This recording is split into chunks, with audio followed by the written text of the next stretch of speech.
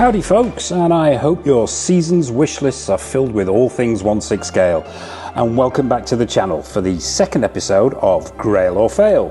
And today is two for the price of one day, with judgment being passed on Keir Dullea and Gary Lockwood, aka Dave Bowman and Frank Poole, from arguably the most influential science fiction film of all time. The 1968 Stanley Kubrick directed and Arthur C. Clarke written 2001 A Space Odyssey. For the uninitiated, what we do in Grail or Fail is revisit a 1/6 scale figures that are widely considered to be Grail pieces and decide whether they still deserve that accolade today. The format's simple and up close with the figures, then it's decision time, Grail or Fail, and then we'll be wrapping the whole thing up with a mini showcase at the end. But before we dive in, a massive shout out to everyone who supported the channel, and please drop a like on this video and help other people find the channel. And if you haven't already, mash that subscribe button and bell notification icon so you don't miss any of the 1/6 scale goodness coming up on the channel. And you'll also be helping an old man in his quest to find the perfect plastic person, and that's got to be rewarding itself. So, the movie was released in 1968 when Mr. Go Figure was a mere 2 years old, but it changed the face of science fiction forever. And of course, Stanley Kubrick went on to direct such classics as A Clockwork Orange, The Shining, Full Metal Jacket, and of course his unsung 1969 seminal masterpiece that was the Apollo 11 moon landing. So, Executive Replicas released their 1/6 take on Bowman and Poole back in 2016, I believe it was. And if you're wanting to pick them up today, you'll probably have to remortgage your house or sell a major organ on Craigslist. But that's enough of my ramblings. Let's get up close and personal with the two doctors and find out if they're still a Grail or are they now a fail. So let's take a close-up look at these two, and have the years been kind to them? I think they have, that's my opinion, but we'll get to the Grail or Fail conclusion at the end of this. I forgot to mention at the top there that these two actually took me several years to acquire. I got the Poole figure first, the Bowman figure took a couple of years after that. And as I mentioned before, these things come in at silly money on the aftermarket, so yeah, it took a while to get them at a price that didn't cost the ranch, but yeah, what we're looking at here is pretty much as in the film. We're looking at two identical suits. The only real variance here is the colour and the head sculpt. Obviously, you've got Poole's suit in yellow, Bowman's suit in red. Let's start with Poole and take a close-up look at this suit. Now, I'm not 100% certain what this suit's made out of. I know it's not leather. I'm assuming it's an artificial material, not dissimilar to pleather.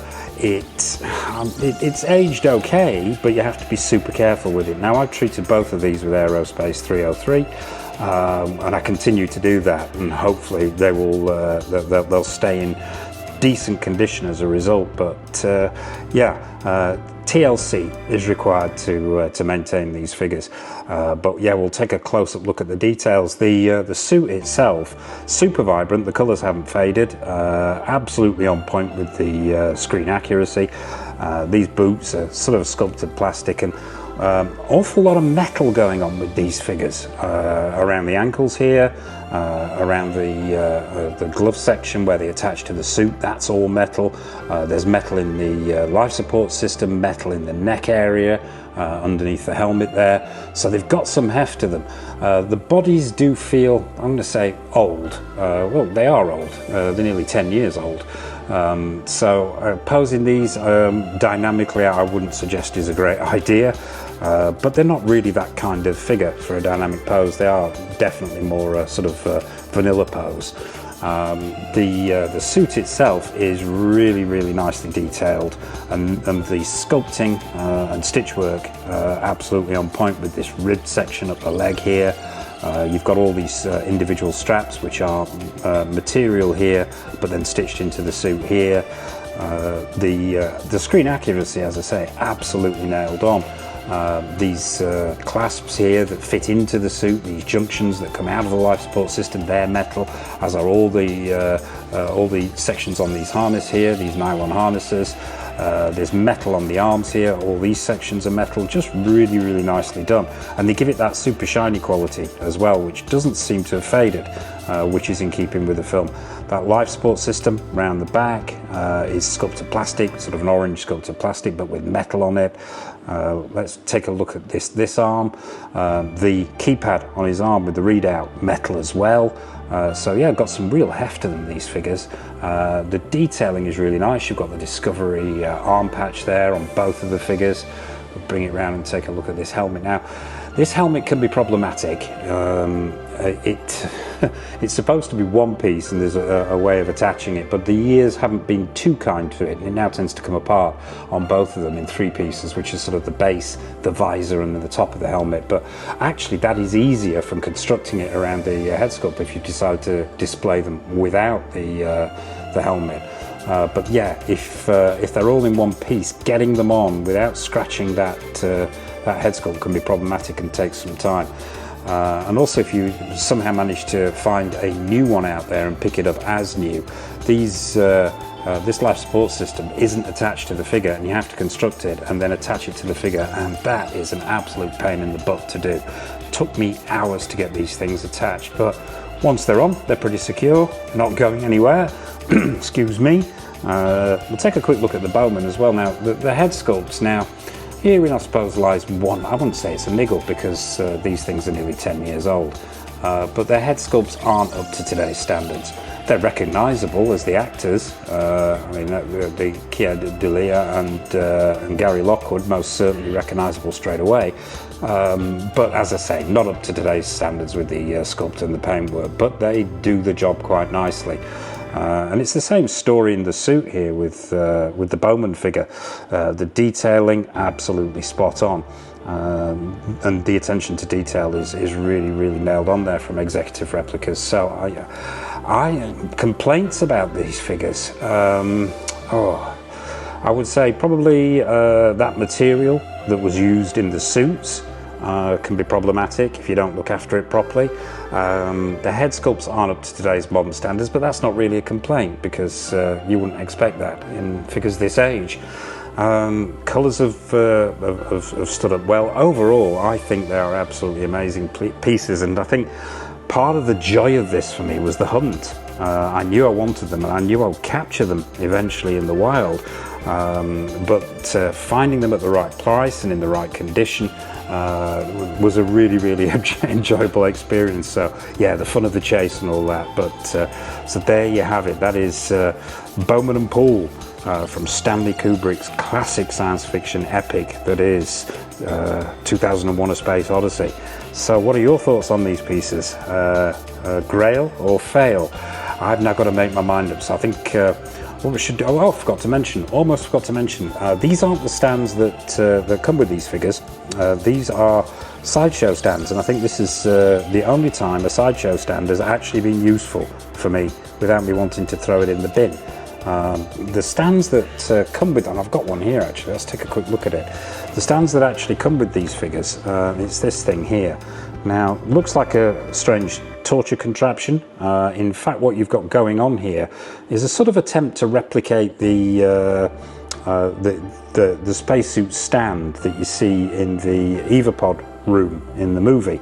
And what you can do is you can actually put the figure into the stand, and then you can have these two sections here actually holding the helmet. So this secures around the neck area here to support the helmet, and then you can have the helmet actually hovering above the figure.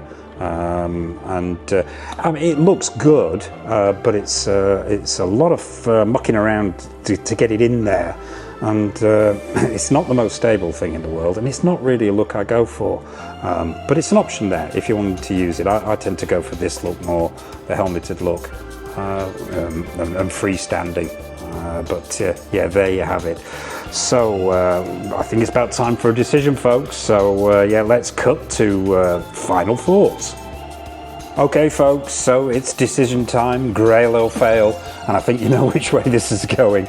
Absolutely, 100% Grail, with a few minor caveats, in my opinion. And a lot of those are down to age, as I mentioned. I think the screen accuracy is absolutely nailed on. The construction, the materials used, just everything, absolutely spot on. And I think until another one of the major companies gets the license and attacks these figures with using modern production methods and paint applications. I think these are going to remain the definitive 1/6 scale Bowman and Poole figures. So yeah, absolutely grails, and still grails today. I think they're phenomenal. They display amazingly. In the showcase at the end, you're going to see them with an EVA pod. Now that isn't the Executive Replicas 1/6 scale EVA pod. I don't think that's been released yet. The one you'll be seeing is a custom one that I had specifically made to go with these two figures. But yeah, it's an absolute grail. It's a pair of grails. Is there a term for a pair of grails? I don't know, but it's two grails.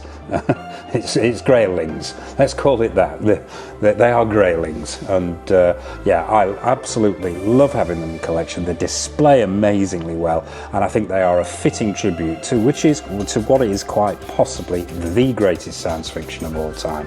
So there you have it, folks. That's Bowman and Poole. Most certainly grails nailed on. So what are your thoughts on these two pieces? Do you have them in your collection? What are your thoughts on the movie? Do you think that these are grails? What are your thoughts on Executive Replicas, on Stanley Kubrick, on 2001 A Space Odyssey? Nothing's off menu, so please drop a comment in the comment section below. And I suppose all that remains for me to say is, oh yeah, what's coming up on the channel? Not going to list everything because there's way too much to list, but we've got 1/6 scale figures, quarter scale figures, statues. We've got stuff from In Art, Pure Arts, Hot Toys, Susu Toys, Present Toys. We've got figures from just about every company coming in. We've got retro reviews, showcases, more episodes of Grail or Fail, more episodes of Don't Make Me Choose. So please, as I mentioned at the top there, mash that subscribe button and bell notification icon so you're not missing any of the good stuff that's coming up. And I suppose all that remains for me to say is a massive thank you for watching. Take care of yourselves, and from Poole and Bowman, it's happy collecting and over to the showcase.